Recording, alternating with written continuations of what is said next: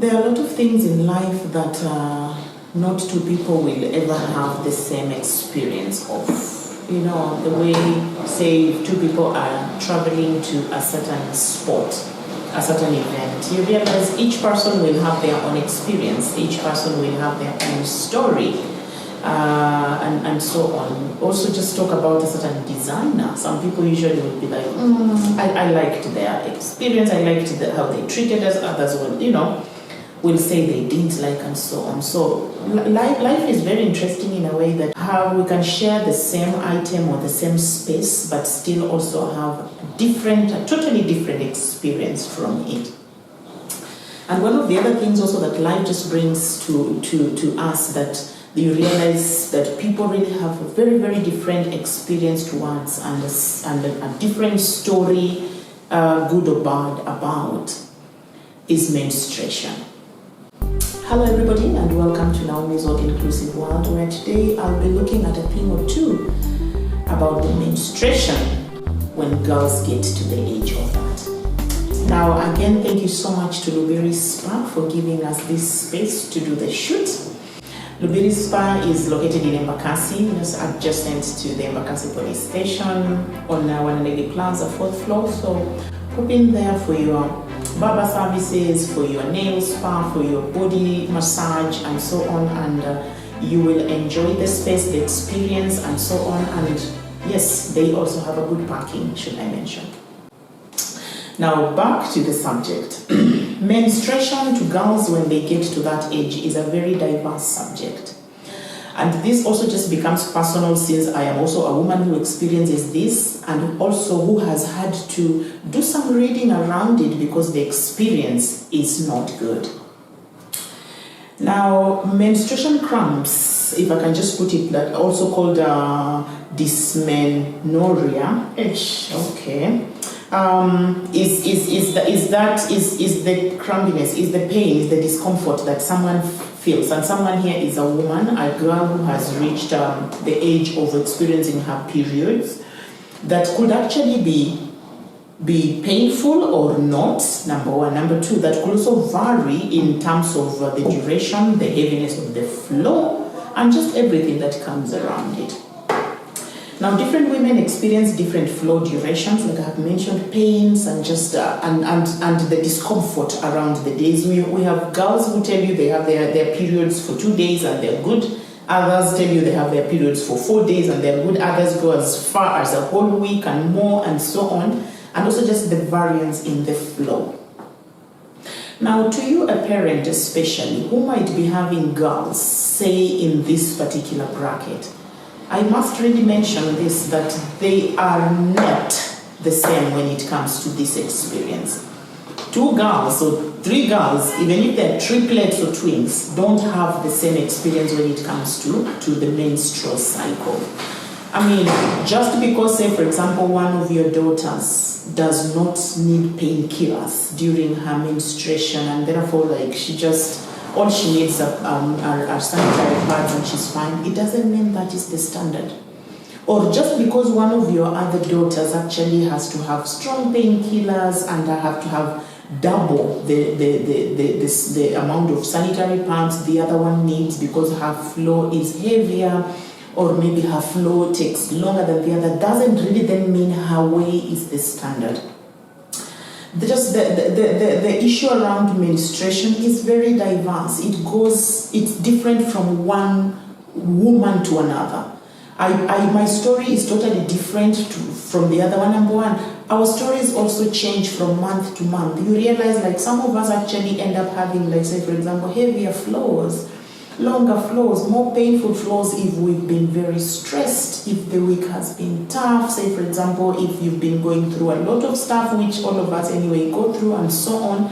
So you realize just because my periods were less painful 2 months ago doesn't mean now that is how it is. They really change, and I can tell you for a fact, even as a woman who goes through this, there are times we don't understand our bodies that well ourselves during that time.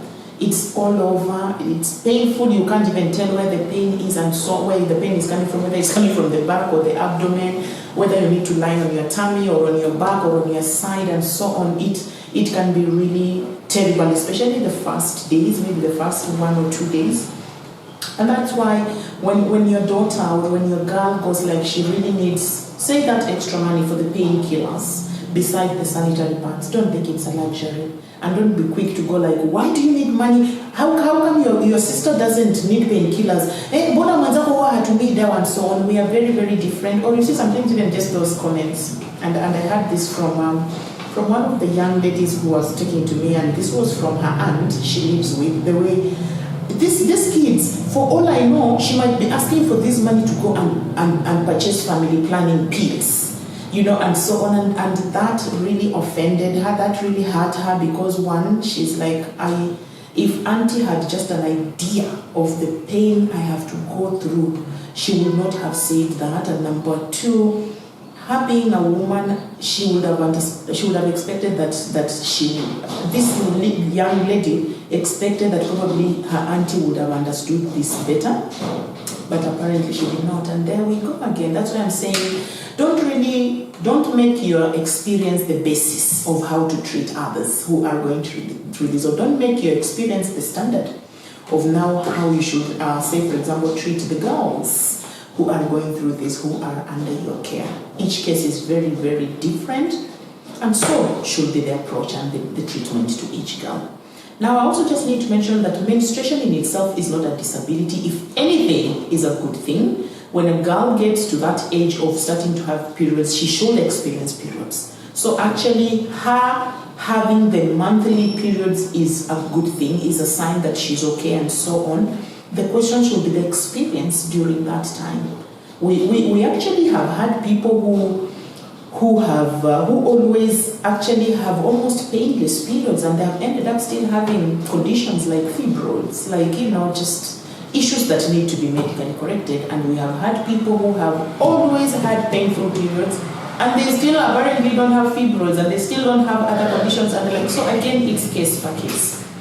And it will help if you take time to take your girl to the hospital just for her to be medically checked, because again, this is an internal anatomy that you really just can't look at a person and conclude that they have something they're dealing with, and so on. So yeah, if your daughter just continues experiencing some of these pains, and especially the pains and the discomfort, you might want to take her to a gynae, to a doctor, to just get checked, and so that any underlying condition is ruled out.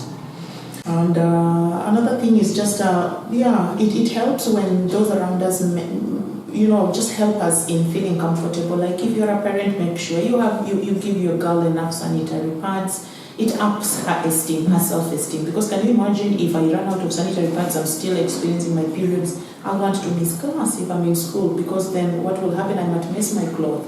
I want to avoid people, because I don't know if probably, the blood will run off, and so on. So just make sure you supply them with enough sanitary pads, those of us who are parents, and so on. And also just try to know the story around them. The issue around menstruation is not something that is talked about a lot, and I've covered this in one of the things I covered, or one of the things I covered during the menstruation hygiene day, menstrual hygiene day, about the fact that this issue needs to be talked about. It needs to be normalized by being talked about, and that's how also parents and just guardians will get to understand what their girls and their children are going through during this time. So I thought I needed to mention that. I personally go through a very painful experience myself ever since, so I can't tell you how many times mom has had to take me to a doctor to check on this, to check on this, and so on. And I can't tell you how many times I would rather forget something else, including my phone in the house, including this and this, but not painkillers during that time when I'm having my periods, because then the world stops. It's so painful, it's so uncomfortable, literally the world feels like it's stopping. So this also is very personal, because it's an experience I'm just not reporting about. It's an experience I live, and I can tell you it's quite heavy. So yes, thank you so much. I hope this is helpful to that husband who probably thinks this whole subject has just to be left to the mom or to the wife. This is needed to everyone, really, because we all are surrounded by both girls and boys in our lives, and everybody needs to understand this, even the boys, because then that's how you'll know how to treat your sister when she's not feeling okay, and you'll not think she's just being lazy because she needs to lie down, because she's having cramps and so on. That's how, as a husband, you'll also need to just be there for your wife if this is what they're experiencing, you know, and probably lend a hand in the house chores that they usually do when they are okay. For that parent who has a child in school, you will get to understand that, you know what, that extra painkiller is helpful, because, these things happen, and I can tell you they are not interesting. The pain around the menstruation cramps and menstrual cramps is not interesting, and I just hope this is helpful to everybody around there. Thanks for your time. I'll see you in my next episode, and in the meantime, please don't forget to hit the subscribe button if you are a first timer. And if you are my returning subscriber, asante sana. Keep watching, commenting, liking, and sharing. And let's continue spreading this good news of proper information around some of these conditions.